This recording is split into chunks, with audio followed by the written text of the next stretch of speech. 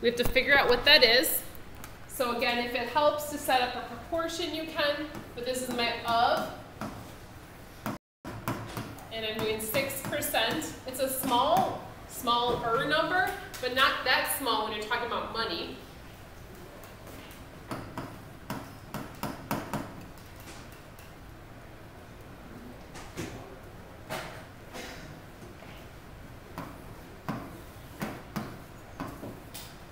And then we're going to divide by 100. And so move that decimal over, so that ends up being 89.10. So our sales tax is almost $100 on this item, which is, I mean, that's the way it works with sales tax. And government getting some of their money. So we have to add that on. Sales tax gets added on. So I guess I don't really need my calculator for that, but oh, I added wrong. Yeah, well, I think this is right. So 1,574. So if I went in with a budget of $1,500, I'm $74 over. That's kind of a big deal if money is tight there. No. I always make sure I if I'm getting something small, that's only a few bucks, I always go at least $3 and at least a few dollars under. All right.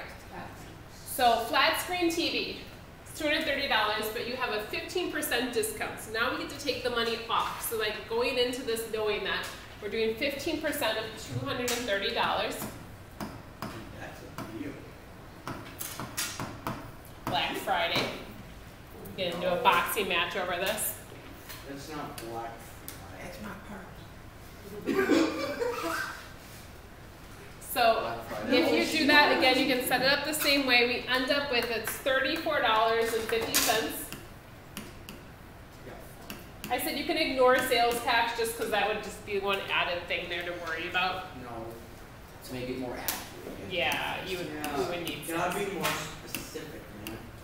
Well, stop disrespecting women. No. What? How is that? That escalated. I don't think that's related, Ron. It's close enough.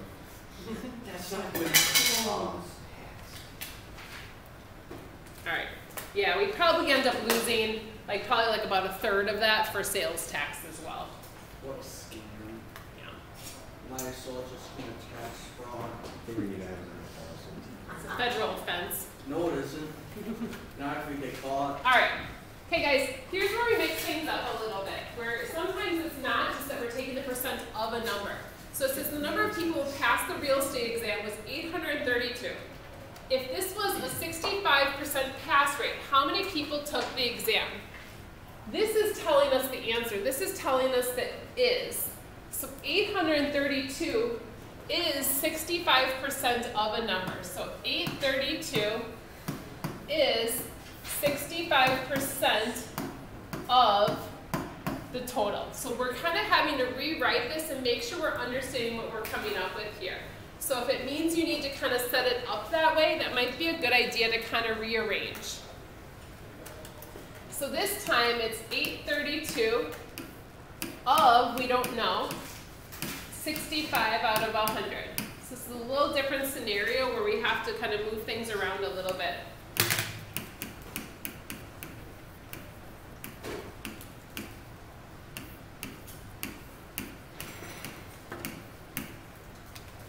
So it means kind of writing out that sentence to help you out. We're setting something up so I can see what you're up to, so I know what you kind of were trying to do there. So that means 1,280 people took the exam.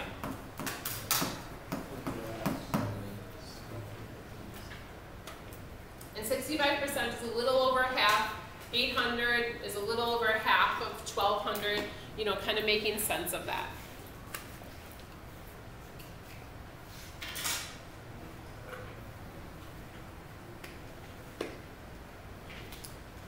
The next one in terms of interest here.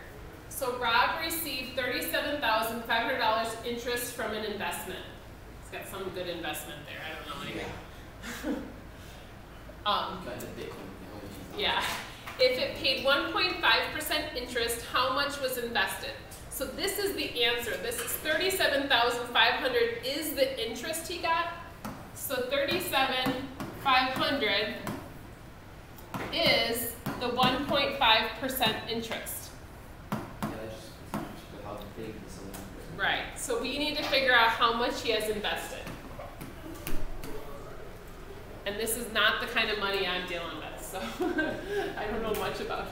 I once had a friend say, like, how is our investments going? It sounds like a commercial, and she actually asked me that, and I was like, okay. We got into Bitcoin in the early 2000s.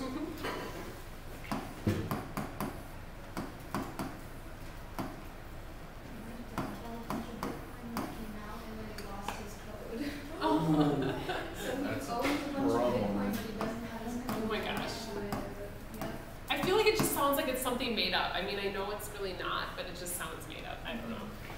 We bought some sports package in order to, like, you know, watch the Packers and the Bucks and the Brewers, and you needed to have Bitcoin for it, but we're not that hip. So we had friends that had Bitcoin buy it for us, but What did you give them money? Yeah, so we gave. Yeah, so actually, it's probably they're ripping us off, right? Like, so our friends are not really real. I don't know.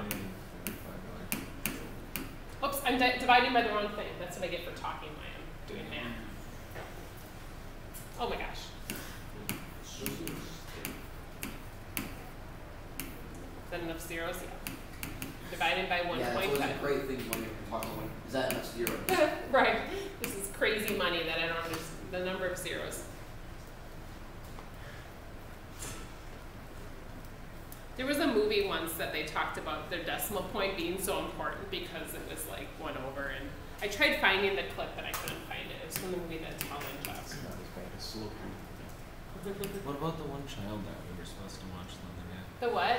The child movie. Oh yeah, the little boy eating the stuff. Yeah, I'll find that. I forgot about that. So this person has $2.5 million invested. So yeah, that's the kind of interest that they get. Yeah, they invested in Bitcoin in the early 2000s. No, they invested in Amazon. I invested in toilet paper because I invested in Toilet paper, lumber. No, they invested in Blockbuster. Investing in games. So that's similar. That's similar to like thinking about like your age people. So like the guy from Ozaki who just signed like he was drafted for baseball. He got like somewhere around $2 million as his signing bonus. So if he then invested that, He should invest that into GameStop. into GameStop. All right. Okay, guys. So last problem here. So one survey amongst college students found that 28.5% of people grew up in a house with 2 or more siblings, and 44.7% grew up in a house with 1 sibling. If 194 students grew up in a home with no siblings, how many students were surveyed? Okay.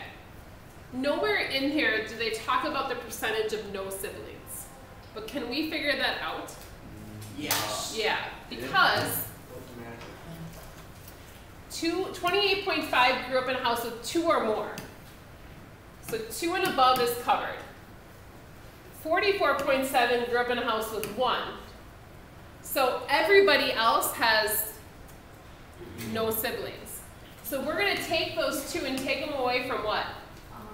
100. So the 100 is the total, and we're going to take these away from that. I'm not the smallest.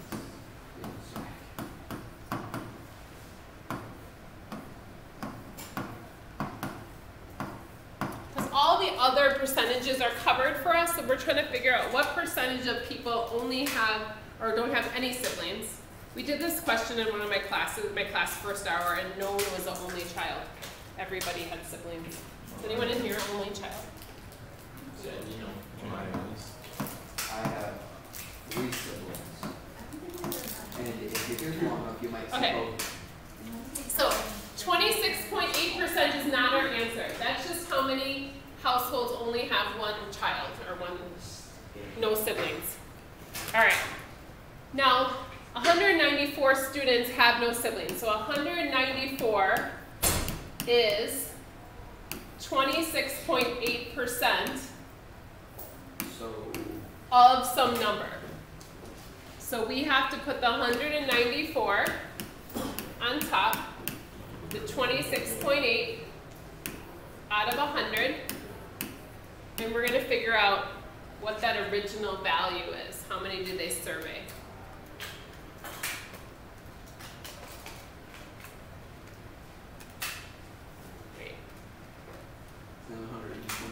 Great. 720. 724, 723. I want to say 723. Okay. We round down, because again, part of our person doesn't make sense. I prefer to be on the air on the side of, you know, enough. So 723 about we're surveyed. Okay? All right, so I'm going to get you guys your homework here. I'm not going to be doing that during AM. I'll probably this homework.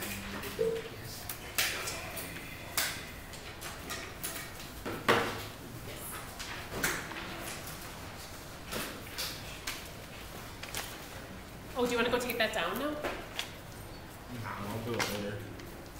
You should have taken it with you when you went to the office before. I know, but I Your didn't. car accident situation. Yeah. I always just call for Doesn't Michael have a window for weekends? Yeah. In case your car rushes. Why do his parents still let him drive that after he's turned 20? I think it's a handy out for Obviously, he doesn't know how to stay.